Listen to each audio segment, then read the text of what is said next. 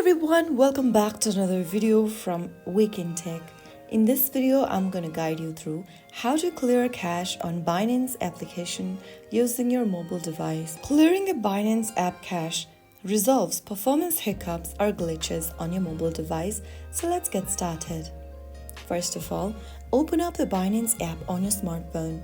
Log into your account as usual, and once you're inside, tap on the three horizontal lines at the top left corner. Once you open up this page, tap on the gear button at the top right corner. This will open up settings. From your settings page, scroll down and look for Clear a Cache button and tap on it. In the pop-up, click Yes. Soon after you do that, this will clear out the Binance app cache fully and let the app run smoothly. And that's it. Your Binance application should be running smoother now. If you found the video helpful, don't forget to like, share, and subscribe to the channel. I will be back again in the next episode. Thanks for watching.